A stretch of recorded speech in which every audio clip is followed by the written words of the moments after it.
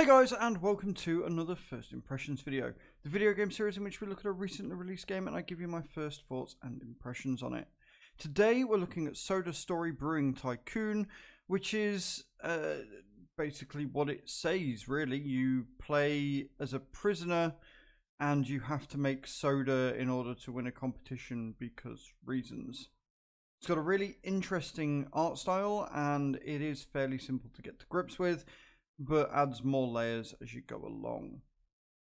As always, we'll look at the settings first and then we'll jump straight into the gameplay and give you a really good idea of what you've got to look forward to with the game. Let's jump into it.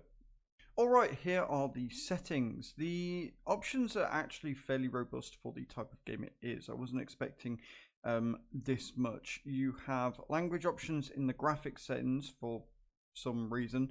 You've got your resolution setting, refresh rate, full screen mode, VSync on or off, anti-aliasing, although it does start it on by 2, and then you can choose to show your FPS as well. Audio settings, you've got master volume, music volume, sound effects volume, and UI volume. One thing that I have noticed that I really don't like about this game is the way that the screen moves as you move your cursor about. I hate it when games do this. That is a personal bugbear of mine. Your controls.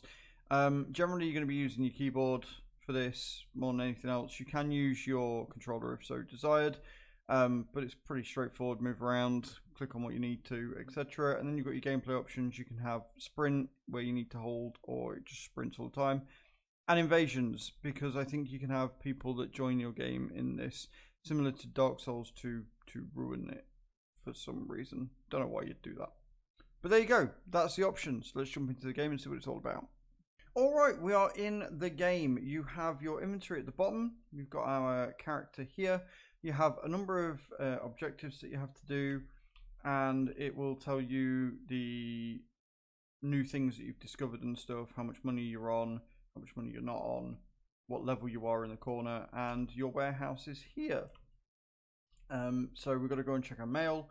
You can respond to some mail, not others. You are being watched at all times and you will unlock new areas as you go through the game.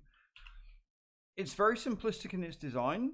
And you've got this guy called Dr. Soda who is helping you out. You generally have to reply to them. You see what day you're on and all your information here in the computer. And as you've seen, you will unlock more areas to the computer as you go through as well. I don't get the premise of the game. I don't get why we're a prisoner. It's done almost like it's a sequel. But the gameplay itself is actually pretty fun. Like I said, it's very straightforward. You've got deliveries that come in here. You can see when your next shipping bay is due to go and how much things you've got going on. But then you will have your objectives in the top right hand corner that will basically tell you what it is you need to do. You can change your appearance at any time, and I do want to go into the appearance because it's not great. You have your name here, which you can't change once you've done it, and your crime, because reasons. It's got a height thing here, but I haven't seen a way of changing the height, and you've only really got the two sort of skin selections. You've got a number of different things you can wear on your head, and you've got different faces you can choose. You only have 8 faces though, which again isn't great. There's not a huge amount of customization here, but there's enough. And then you can change your body, which is how you change it between male or female, and you can randomize it completely as well as you go along. So it's not a bad amount of customization. I do like the fact that you can literally go through and customize it as often or as little as you like. But yeah, we are going to go and see what the mail is.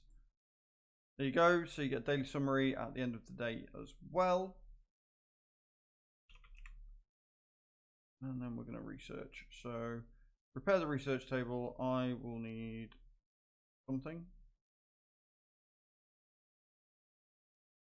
It doesn't tell me what I want.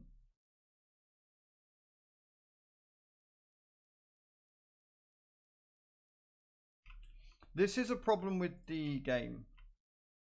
This is a problem I found before, where it wants you to do stuff and you've got to go and hunt the piece that you need to be able to repair it.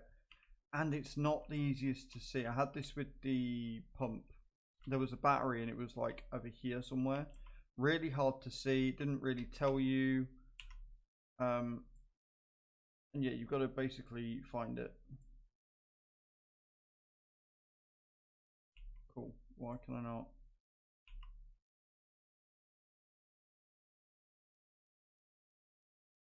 I've got to dig it. Okay, cool.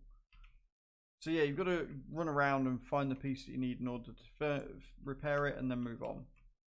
So it could take you a bit more time than what maybe you would like to spend on certain things because you just want to basically play the game. But there's a lot here, surprisingly, to keep you entertained. It's not bad. I am pretty impressed with it, of how simple it is, and how well done it is. It's just, I think that there could be a little more options added on as the game goes on.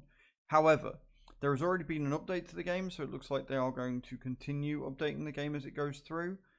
But there you have it. This is Soda Brewing Tycoon. Let me know in those comments down below what you think, and I'll see you all next time. Thank you very much for watching, guys. Ciao, ciao.